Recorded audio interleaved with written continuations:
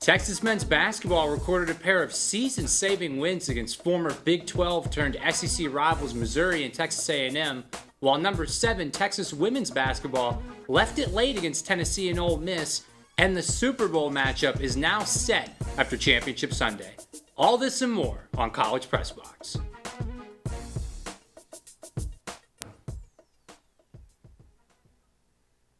Good evening and welcome back to the first episode of College Press Box in the spring 2025 semester. I'm Ryan Hopper, co-hosting with Zach Davis, who will join us shortly. Before we get started, we want to remind you that College Press Box is brought to you by Cap Metro, Austin's transit system. We connect you to work, school, play, and everywhere in between. Plan your ride to this weekend's game at capmetro.org. This weekend, it was Championship Sunday in the NFL, determining which teams would be on their way to New Orleans for Super Bowl 59. Let's get to the highlights. The Commanders marched down the field to start the 181st meeting between these division rivals, settled for a field goal, and then Saquon Barkley broke loose on a 60-yard touchdown on the Eagles' first play of scrimmage. 7-3 Birds. On the next possession, Jaden Daniels would find De'Ami Brown in the flat, but the ball was punched out and the Eagles would capitalize with Saquon finding pay dirt yet again 6 plays later. The Commanders tried everything to get something going in this game, including a fake punt, but it was Terry McLaurin who would make the critical play, taking the slant route 36 yards to the house, but the 2-point conversion was no good. 14-12 Philly. The Eagles would slice up the Commanders' defense on the ensuing possession to make the lead 8. Washington needed to respond once again, but Jeremy McNichols fumbled on the kick return, and Philly would capitalize yet again. The Birds would go into the locker room up 12. The Eagles' second possession in the second half would spell trouble for Washington. Saquon lead blocking here for Jalen Hurts on this quarterback draw, which was the 4th of the Eagles' 7 rushing touchdowns of the night. Washington's 4 turnovers would prove far too much to overcome, as the Eagles are flying to the Big Easy in style with a 55-23 statement victory over the Cinderella Commanders. On to the AFC Championship, also known as the Arrowhead Invitational nowadays, where it was a great start for the hometown Chiefs. Kansas City forced a Buffalo punt before Kareem Hunt capped a 90-yard touchdown drive at this 12-yard score, 7-0 defending champs. But the Bills would take the lead with a touchdown drive of their own after an uncharacteristic fumble from Mahomes, as James Cook runs it in here from 5 yards out. More from him later. Texas X Xavier Worthy had an early touchdown, but this spectacular catch was the highlight of his first AFC Championship game. He went up for that football and was able to reel it in, setting up the Chiefs inside the 10, and they would score only plays later. Then, the touchdown of the night and arguably of the playoffs, Josh Allen dropping an absolute dime to Mac Hollins, who would cut the Chiefs' lead to 4. See the replay here, folks. What a catch. There was also defensive PI on that, which was called, but it didn't matter. Buffalo looking to take the lead. 4th and goal. It's a pitch to Cook, and he's going to stretch it just far enough. This was after each team got a stop. Look at the replay here. Stretching out on a critical 4th and goal to give Buffalo the lead, but the 2-point conversion was no good. Then Mahomes is going to call his own number on the option play from 10 yards out. He had Kelsey lead blocking for him.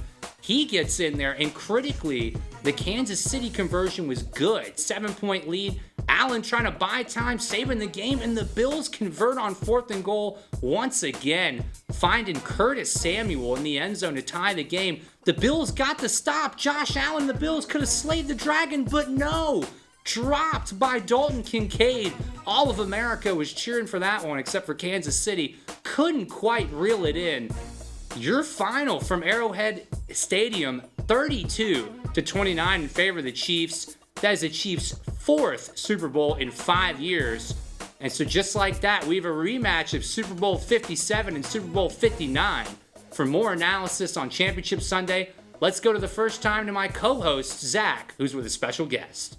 And here to join us to further discuss the Championship Sunday is Ayan Masud. Welcome back to the show, Ayan.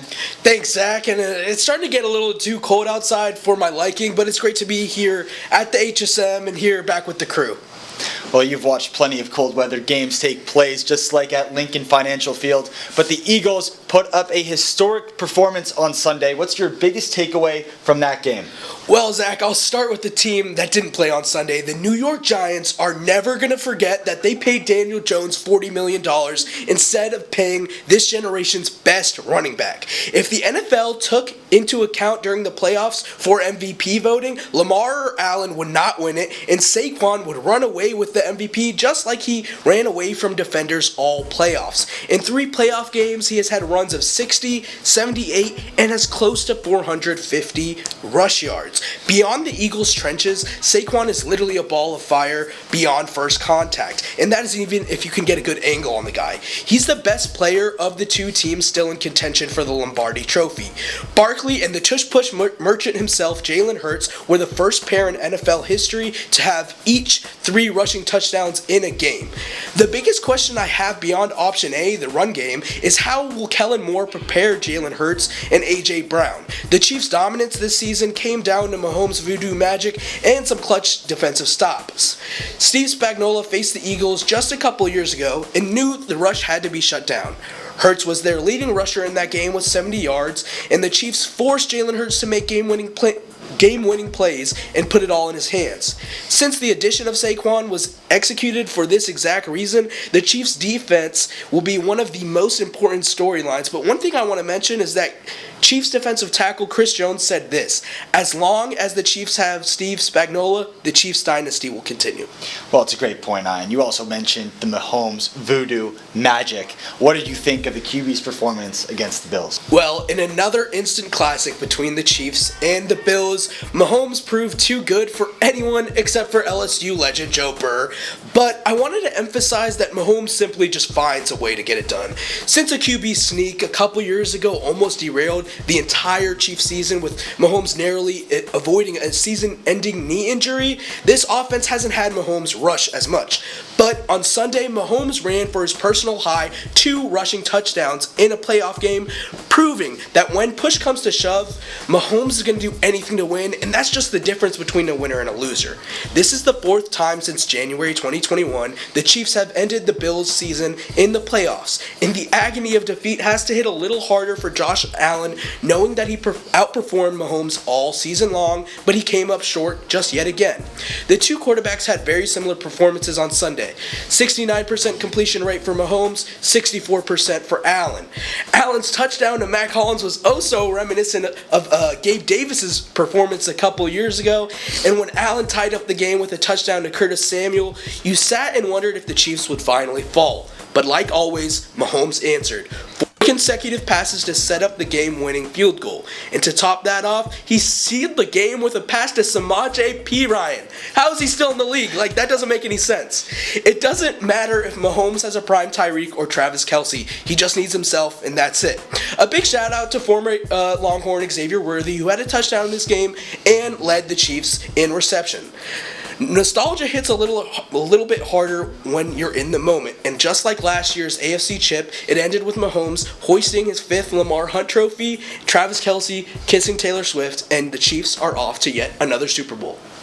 It's romantic how you put it that way, Ian. Well, we've seen this script in the past. A couple of years ago, the Chiefs played the Eagles in the Super Bowl. What do we know? 2 of the best teams in the NFL end up finding each other in the final game of the year. So, Ian, what do you think is going to happen in this game?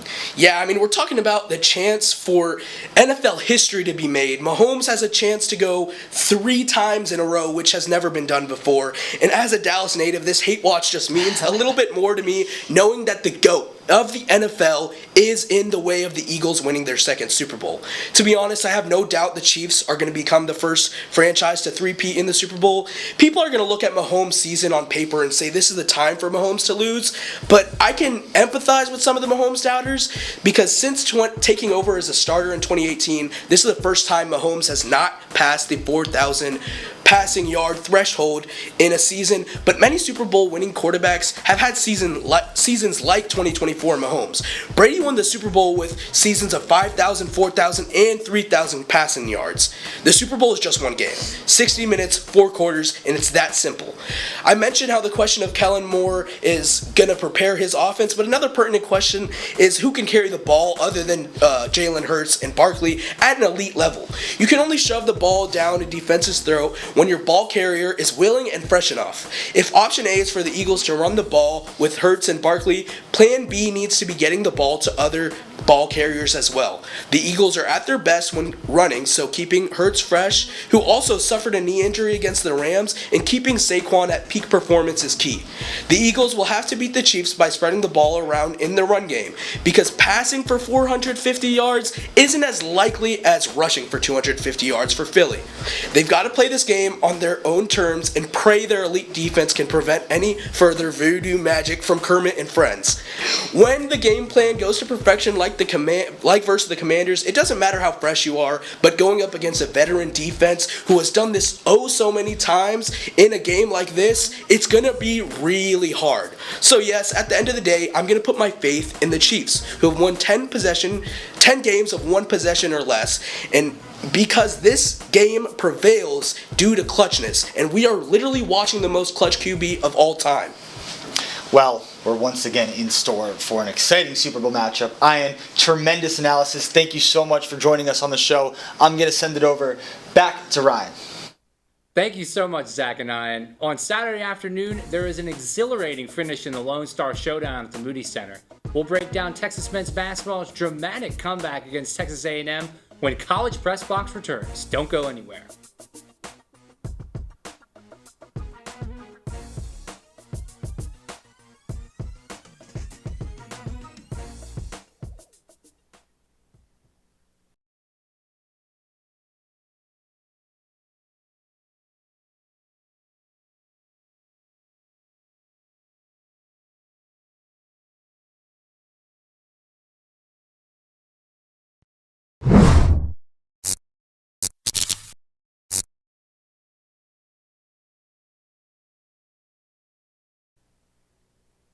Welcome back to College Press Box. After a humiliating loss in Gainesville, Texas men's basketball returned to the Moody Center to defeat the number 22 ranked Missouri Tigers. And with increased pressure to perform at home, the Longhorns welcomed their arch rival this past Saturday that smacked them in College Station on January the 4th. Let's examine the Moody Center's mayhem. That was the most recent matchup in the Lone Star Series.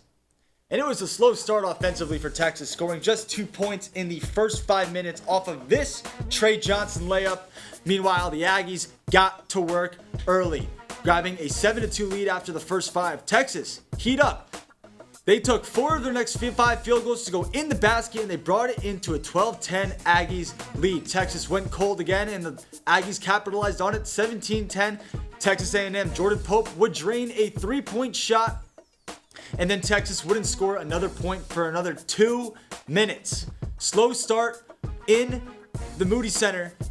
Texas A&M pulled ahead big time, up 31-18, still in the first half. Big layup there by Trey Johnson. He had 30, but A&M keeps pulling away. 41-20, big 3 there with 156. Caden Shedrick, second half, 43-25. A&M up big. They would reach a 22-point lead in this game. After getting 2 in the first minute, 2 in the next minute, the Aggies opened up 51-29 to a point. The Horns would score 8 unassisted baskets to bring the game back to 51-37 and then 56-44. Every game has an inflection point, and it came in this one with 10 minutes and 4 seconds left in the second half when Tremont Mark, after this Aggies basket that would fall, pulling ahead, like I said, 10 minutes-ish left in the game. The biggest point, Tremont Mark comes on, down 14, big layup there, gets it to fall, and we're down to 12, and you can feel them coming back. 2 minutes, and it's a 4-point lead. Wade Taylor with the ball on Caden Shedrick. He has the mismatch, drives in, high-arcing layup, can't get it to go. They get the rebound, and A&M's ahead. Caden Shedrick could not get rebounds this game. They were out-rebounded by 20 rebounds offensively. Trey Johnson, big 3 there. It's a 1-point game now. 10 seconds left. Trey Johnson doesn't have the ball. It's out to Tremont Mark. High arcing layup with the left hand. It goes! Moody center erupts. Texas would go on to win 70-69 as the half-court heave would not drop. Texas gets their second-ranked win in the year in this week, and they finally are starting to receive votes.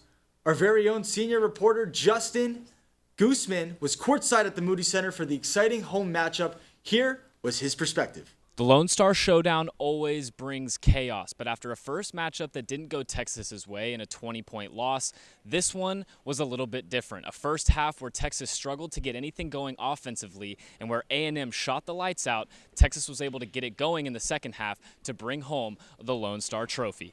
The Longhorns and their fans knew what they were getting into in the second half.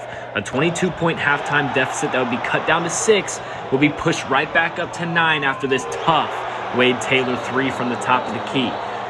Texas A&M would steal some momentum and go back up 14 before Trey Johnson would find his groove. Driving it right and making a little 15-foot push shot, Johnson would never look back. A 10-point game with just under 6 minutes to play. Johnson, step back 3 this time. That was good. 7-point game for the Longhorns. Couple possessions later, Johnson finds the ball again, this time in the corner. Wide open 3. That one's good. 4-point game for the Longhorns. Then they would lean on their defense, forcing a stop at the rim. The Longhorns would push in transition. Mark would find Jason Kent, who would then look to guess who?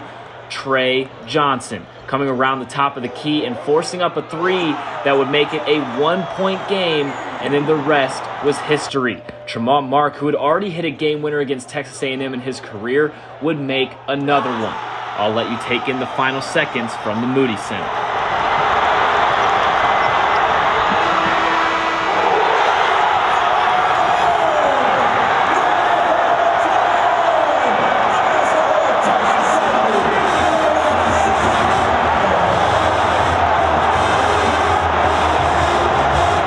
Rodney Terry raved about his star freshman Trey Johnson and the way his team responded in the second half. Trey's the top 5 player in the country coming in here. I mean, he better be a guy that can get some things done at a high level. You know, we expect him to be a one-and-done talent, so, the expectations were high for him. They were, expectations we felt like we could deliver on as well. We never want to recruit a youngster and not be able to deliver on those expectations. We always have. In that regards, and he's more than lived up to the billing in terms of being ready to play on this stage and play at a very high level from the start of the season to where we are right now. But these guys get all the credit. I mean, they made their minds up at halftime that they were going to come out and they were going to play Texas basketball. They were going to display some Texas fight. They were challenged at halftime to answer the bell. Not only right now in the game of basketball, but the game of life. You take a punch, you get knocked down on the mat. We got knocked down at the half, and you get up. The SEC is not going to get any easier as Texas will go face former Longhorns coach Chris Beard on Wednesday before they'll try to close the season strong and head into March on a roll. I'm Justin Goosman with TSTV Sports. Have a good night. Moody Center was rocking after that electric contest. For more on this exciting win, here's Ryan. Thanks. I'm here with Henry Hipschman. How you doing, Henry? I'm doing good. Excited to recap the thriller from Saturday. Well, before we get to the positives, how did this Texas team end up in a 22-point hole against A&M? There's a couple reasons for the Aggies' success in the first half of Saturday's contest.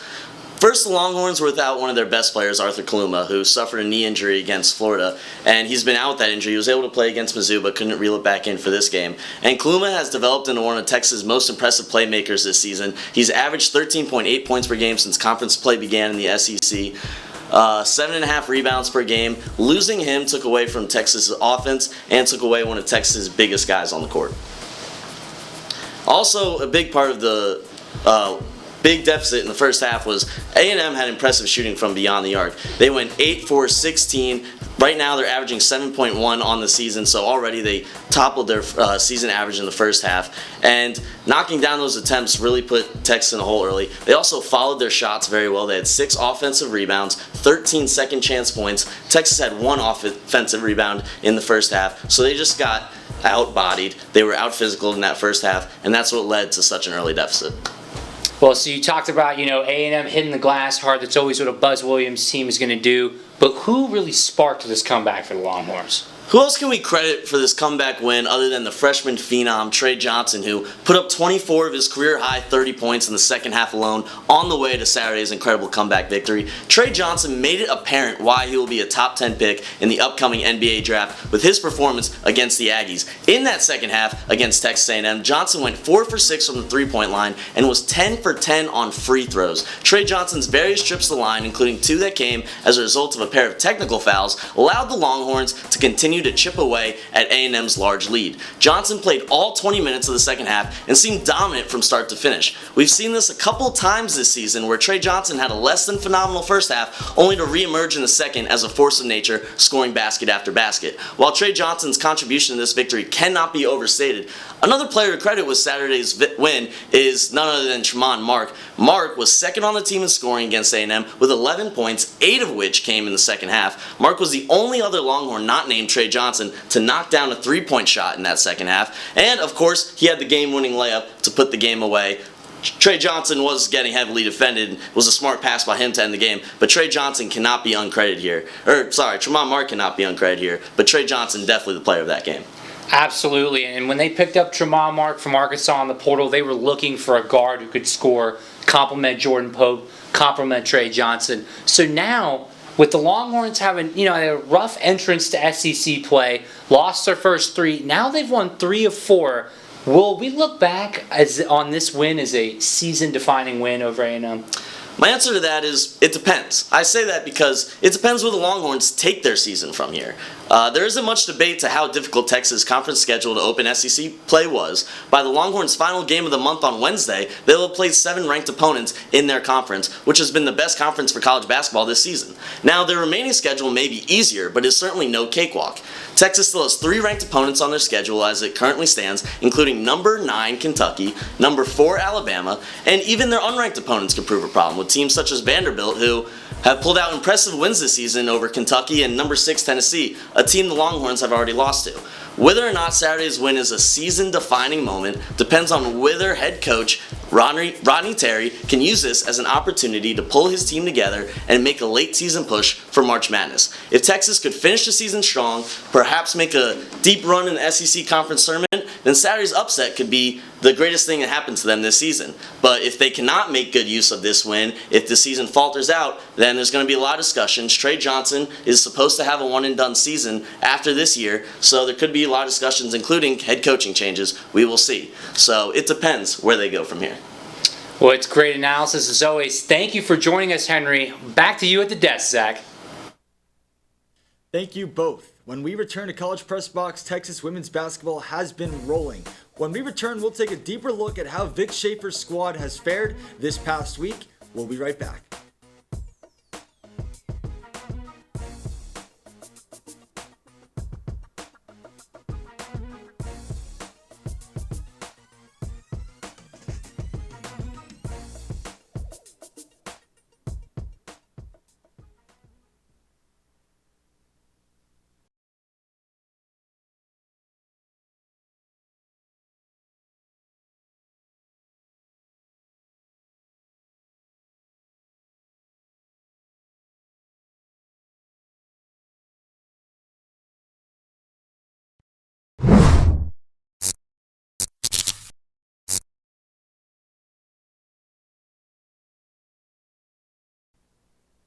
Welcome back to College Press Box.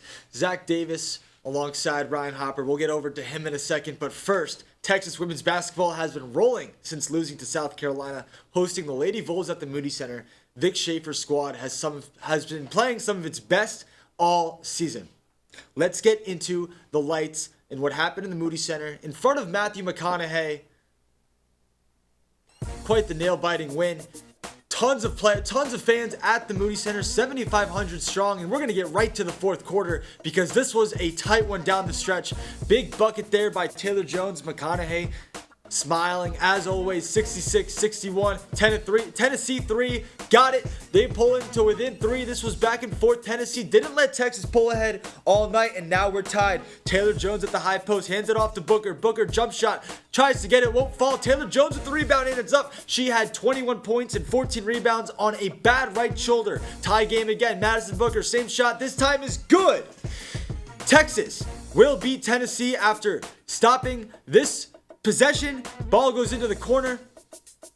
Swinging around into the corner. Open man, or should I say woman. Three-pointer, too strong. Taylor Jones grabs it, and that will seal the deal. Texas hangs on. 19-2 on the season.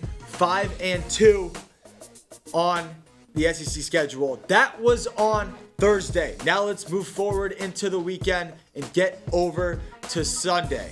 Texas took on Ole Miss in a nail-biting fashion once again, but Ole Miss this time was unranked. Tennessee, keep in mind, was number 17 in the country. Texas 3-0 since their loss to South Carolina, looking to improve to 4-0, 20-2 on the year. And now we're going to skip ahead to Ole Miss, this time in front, but Texas will get a bucket on this possession. 58-56, Ole Miss up by 2. Texas driving. Rory Harmon trying to find a shot underneath the basket, brings it down to Taylor Jones. Another tremendous night for Taylor. She's killed it all week, and that will tie things up. Next possession, Madison Booker, deja vu, got it. Texas 60, Ole Miss 50. Rory Harmon will go to the line to make it 61-58, go 1 for 2, and now Ole Miss has a chance to win it. 1.6 to tie it up. That's stolen by Booker, and Texas will hold on. 61-58 is your final in Oxford. Texas 20-2 on the year, 6-1 now in the SEC as of today. That is second best in the entire conference, right behind the undefeated South Carolina Gamecocks. For more, let's go back over to Ryan, who is tagged along with Giorgy. Thanks, Zach. I'm here with Giorgy Ruiz to break down the game with us. Great to have you back, Giorgy. It's good to be back. You know, Texas basketball's on a winning streak. The atmosphere in Moody has been amazing these past games. And the women have had some great wins in the past 6 days, and there's much to smile about, you know, when you wake up.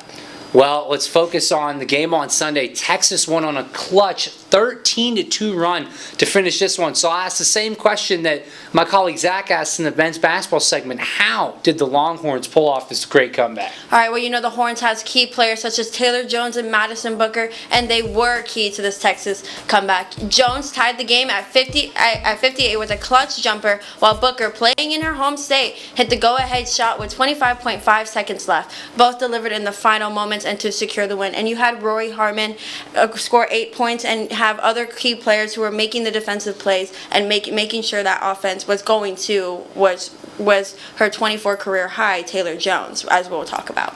You led me to my next question. Starting center Taylor Jones had a great game against Tennessee, 24-14, and she's really stepped up as a big offensive contributor for this team. What does her scoring mean for Texas's postseason prospects? Well, like I said earlier, Taylor Jones' emergence as a dominant scorer has transformed this Texas offense and elevated this team's postseason's prospects. Her height and physicality makes her a consistent threat in the paint, and her teammates have done an excellent job finding her down low where she can dominate matchups. Even when the defenses try to slow her down with contact, Jones powers through these shots, to finish her shots, and often draws fouls in the process. Her ability to break through the pressure and deliver in these key moments gives Texas a balanced attack and makes them a serious contender in March. And we've seen her Texas fight, and we're definitely going to see it as the season progresses. Well, and you and I were at the post-game presser, and I believe Aaliyah Moore was like, it makes a big difference when you have a big woman that can pass. Definitely. You know, and that's what she can do. Vic Schaefer's squad has 3 games against unranked opponents coming up before welcoming the number 2 South Carolina Gamecocks to the Moody Center. What are you looking for to see from the Longhorns in these next 3 before facing South Carolina? Well, South Carolina is a really big matchup that we have to prepare for. But in the next 3 games against unranked opponents, the Longhorns need to focus on consistency and fine-tuning on their executions on both ends of the floor. Defensively, they prioritize staying disciplined, especially after 3 3 players picked up over 4 fouls in the win over Ole Miss. Avoiding foul trouble will be critical, not just for these games, but to ensure that their key players are fresh and available for the South Carolina matchup. Offensively, Texas should continue feeding Taylor Jones in the paint while working on creating opportunities for their other shooters to kind of find a rhythm. This stretch also provides a chance to manage minutes for top contributors like Madison Booker and Jones, and while developing depth from role players. Building momentum and maintaining sharpness will be essential as they prepare to host number 2 at South Carolina at Moody Center. And like you said, we were there at that game, that past women's game, and the environment at Moody Center has been electric lately, and you can't help but give some of the props to these Longhorn fans for pushing this women's team into something greater, and definitely hosting South Carolina at Moody will definitely bring that energy and push the Horns to hopefully win. Absolutely. And if you're watching, Texas students, this is a great basketball team. Get to Moody to support the Lady Longhorns. We wish the team the best of luck the rest of the way. Thanks again for joining us, Giorgy. Back to Zach at the desk. Thank you, Ryan and Giorgy. When College Press Box returns, we'll take a look at the past week in Longhorn sports and look forward to what's to come. Stick around with us on College Press Box.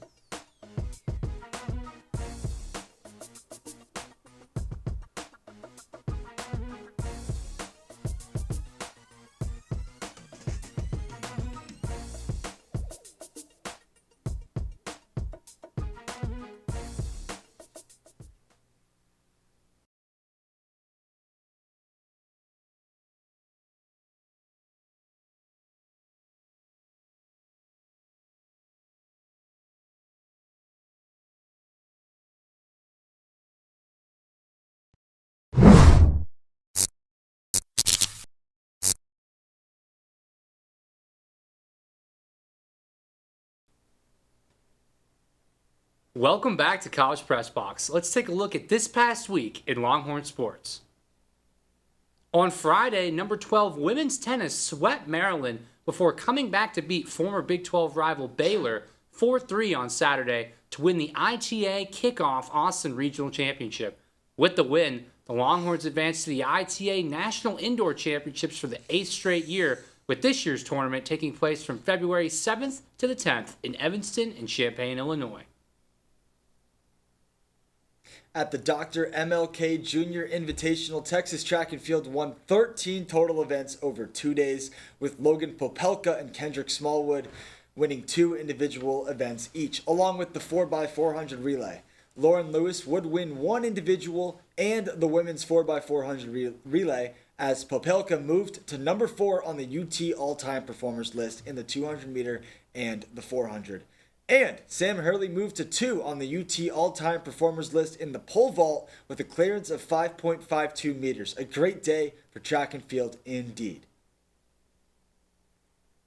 The Texas men's swimming and diving program remains undefeated in dual meets and number 1 in the nation after taking down number 4 Arizona State, number 6 NC State, and number 17 Virginia at the Eddie Reese Texas Showdown this weekend. The second-ranked women's program also prevailed over the visiting Sun Devils and Wolfpack, but fell just short to the number 1 Cavaliers, 199 to 153. Individually, grad student Emma Sticklin had a meet to remember, breaking the program's 100-meter butterfly record with a time of 49.55 seconds. Now, let's take a look at this week in Longhorn sports. Men's basketball takes on Ole Miss on ESPN2 Wednesday, January 29th at 8 p.m. Thursday, January 30th, the next day, women's basketball will play at home against Missouri. Go support them, 8 p.m. on SEC Network. Saturday, February 1st, men's basketball at LSU is at 5 p.m. SEC Network. Sunday is also women's basketball, this time at Texas A&M, the Aggies, SEC Network, 5 p.m. That will conclude this week's edition of College Press Box. Please make sure to tune into our other sports shows this week, including College Crossfire on Wednesdays, airing at 9 p.m., and the One to Know Sports Show on Fridays, now at 11 a.m. Also, we invite you to follow our coverage on Instagram, X, TikTok, and YouTube at the handle TSTV Sports. Thank you to our analysts, everyone in Masters Control, especially our executive producer Joseph Duffy, and all of our reporters at TSTV Sports. I'm Zach, he's Ryan. Thank you for joining us, and have a good night.